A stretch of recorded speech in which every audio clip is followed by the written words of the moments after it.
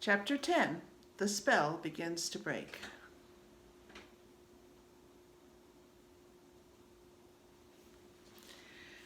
Now we must go back to Mr. and Mrs. Beaver and the three other children. As soon as Mr. Beaver said there's no time to lose, everyone began bundling themselves into coats, except Mrs. Beaver, who started picking up sacks and laying them on the table and said, "Now, Mr. Beaver, just reach down that ham, and here's a packet of tea, and there's sugar and some matches, and if someone will get 2 or 3 loaves out of the crock over there in the corner." "What are you doing, Mrs. Beaver?" exclaimed Susan. "Packing a load for each of us, dearie," said Mrs. Beaver very coolly. "You didn't think we'd set out on a journey with nothing to eat, did you?" "But we haven't time," said Susan, buttoning the collar of her coat. "She may be here any minute." "That's what I say," chimed in Mr. Beaver. "Get along with you all," said his wife. "Think it over, Mr. Beaver. She can't be here for a quarter of an hour at least." "But don't we want to get as big a start as we can possibly get," said Peter, "if we're to reach the stone table before her?" "You've got to remember that, Mrs. Beaver," said Susan. "As soon as she has looked in here and finds we're gone, she'll be off at top speed." "That she will," said Mrs. Beaver. "But we can't get there before her, whatever we do, for she'll be on a sledge and we'll be walking." "Then we have no hope?" said Susan. "Now don't you get fussin', there's a dear," said Mrs. Beaver, "but just get that half a dozen clean handkerchiefs out of that drawer. Course we've got a hope. We can't get there before her, but we can keep under cover and go by ways she won't expect, and perhaps we'll get through." "That's true enough, Mrs. Beaver," said her husband, "but it's time we were out of this." "And don't you start fussing either, Mr. Beaver," said his wife. "There, that's better. There's 4 loads, and the smallest for the smallest of us. That's you, dear," she added, looking at Lucy. "Oh, do please come on," said Lucy. "Well, I'm nearly ready now," answered Mrs. Beaver at last, allowing her husband to help her into her snow boots. "I suppose the sewing machine's too heavy to bring?"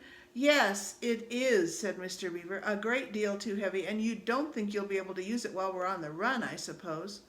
"I can't abide the thought of that witch fiddling with it," said Mrs. Beaver, "and breaking it or stealing it, likely as not."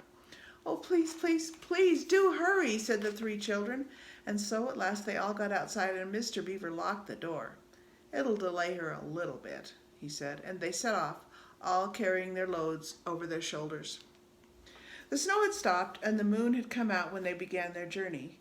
They went in single file, first Mr. Beaver, then Lucy, then Peter, then Susan, and Mrs. Beaver last of all. Mr. Beaver led them across the dam and onto the right bank of the river, and then along a very rough sort of path among the trees right down by the river bank. The sides of the valley, shining in the moonlight, towered up far above them on either side. "Best keep down here as much as possible," he said. "She'll have to keep to the top, for you couldn't bring a sledge down here." It would have been a pretty enough scene to look at it through a window from a comfortable armchair, and even as things were, Lucy enjoyed it at first.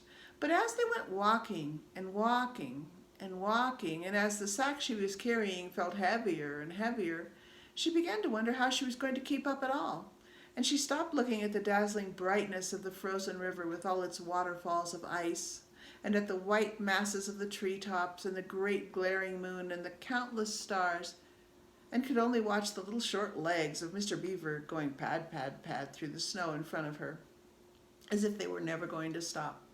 Then the moon disappeared, and the snow began to fall once more. And at last Lucy was so tired that she was almost asleep and walking at the same time, when suddenly she found that Mr. Beaver had turned away from the river bank to the right and was leading them steeply uphill into the very thickest bushes.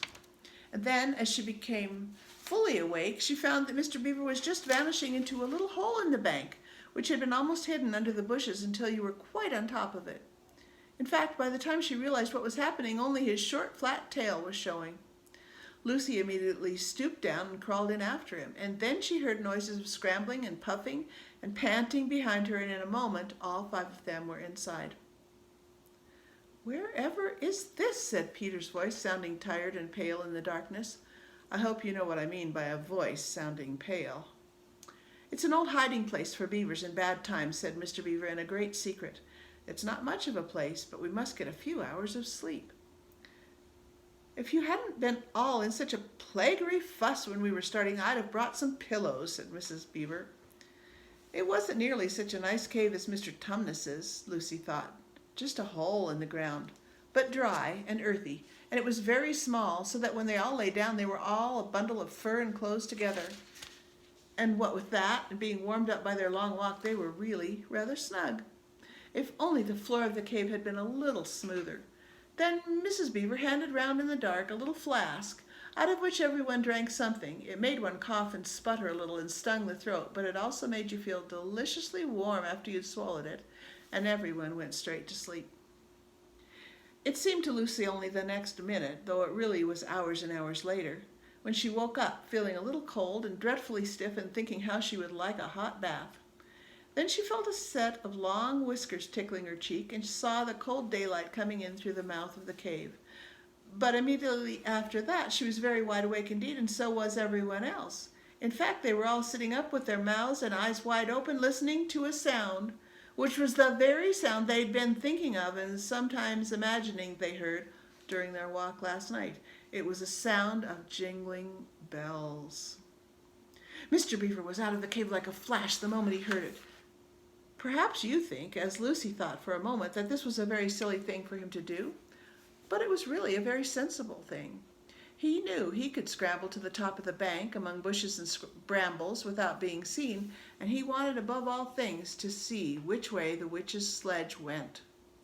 The others all sat in the cave waiting and wondering. They waited about 5 minutes. Then they heard something that frightened them very much. They heard voices. "Oh," thought Lucy, "he's been seen. She's caught him." Great was their surprise then, a little later, when they heard Mr. Beaver's voice calling to them from just outside the cave. "It's all right," he was shouting. "Come out, Mrs. Beaver. Come out, sons and daughters of Adam and Eve. It's all right. It isn't her." This was bad grammar, of course, but that is how beavers talk when they are excited. I mean, in Narnia. In our world, they usually don't talk at all. So Mrs. Beaver and the children came bundling out of the cave, all blinking in the daylight and with earth all over them, and looking very frowsty and unbrushed and uncombed and with the sleep in their eyes. "Come on," cried Mr. Beaver, who was almost dancing with delight. "Come and see. This is a nasty knock for the witch. It looks as if her power is already crumbling." "What do you mean, Mr. Beaver?" panted Peter as they all scrambled up the steep bank of the valley together. "Didn't I tell you," answered Mr. Beaver, "that she'd made it always winter and never Christmas? Didn't I tell you? Well, just come and see." And then they were all at the top and did see. It was a sledge, and it was reindeer with bells on their harness, but they were far bigger than the witch's reindeer, and they were not white but brown. And on the sledge sat a person whom everyone knew the moment they set eyes on him. He was a huge man in a bright red robe, bright as holly berries, with a hood that had fur inside it, and a great white beard that fell like a foamy waterfall over his chest. Everyone knew him because, though you see people of his sort only in Narnia, you see pictures of them and hear them talked about, even in our world, the world on this side of the wardrobe door. But when you really see them in Narnia, it is rather different. Some of the pictures of Father Christmas in our world make him look only funny and jolly, but now that the children actually stood looking at him, they didn't quite find it like that. He was so big and so glad and so real that they all became quite still. They felt very glad, but also solemn. "I've come at last," said he. "She has kept me out for a long time, but I have got in at last. Aslan is on the move. The witch's magic is weakening." And Lucy felt running through her that deep shiver of gladness which you only get if you are being solemn and still. "And now," said Father Christmas, "for your presents. There is a new and better sewing machine for you, Mrs. Beaver. I will drop it in at your house as I pass." "If you please, sir," said Mrs. Beaver, making a curtsy. "It's locked up." "Locks and bolts make no difference to me," said Father Christmas. "And as for you, Mr. Beaver, when you get home you will find your dam finished and mended and all the leaks stopped and a new sluice gate fitted." Mr. Beaver was so pleased that he opened his mouth very wide and then found he couldn't say anything at all. "Peter, Adam's son," said Father Christmas. "Here, sir," said Peter.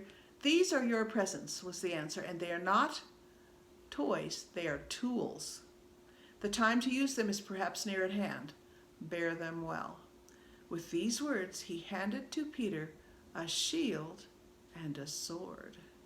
The shield was the color of silver, and across it there ramped a red lion as bright as a ripe strawberry at the moment when you pick it.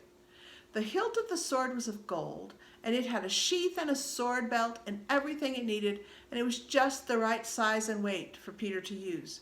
Peter was silent and solemn as he received these gifts, for he felt they were a very serious kind of present. "Susan, Eve's daughter," said Father Christmas, "these are for you." And he handed her a bow and a quiver full of arrows and a little ivory horn. "You must use the bow only in great need," he said, "for I do not mean you to fight in the battle. It does not easily miss. And when you put this horn to your lips and blow it, then wherever you are, I think help of some kind will come to you." Last of all he said, "Lucy, Eve's daughter," and Lucy came forward. He gave her a little bottle of what looked like glass, but people said afterwards that it was made of diamond, and a small dagger. "In this bottle," he said, "there is a cordial made of the juice of one of the fire flowers that grow in the mountains of the sun. If you or any of your friends are hurt, a few drops of this will restore you. And the dagger is to defend yourself at great need, for you also are not to be in the battle." "Why, sir," said Lucy, I don't know, but I think I could be brave enough." "That is not the point," he said, "but battles are ugly when women fight. And now," here he suddenly looked less grave, "here is something for the moment for you all." And he brought out, I suppose from the big bag at his back, but nobody quite saw him do it, a large tray containing 5 cups and saucers, a bowl of lump sugar, a jug of cream, and a great big teapot, all sizzling and piping hot. Then he cried out, "A Merry Christmas! Long live the true King!"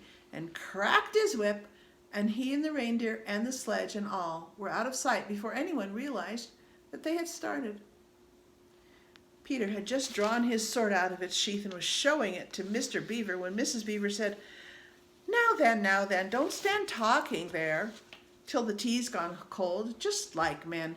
Come and help to carry the tray down, and we'll have breakfast." What a mercy I thought of bringing the bread knife. So down the deep bank they went and back to the cave.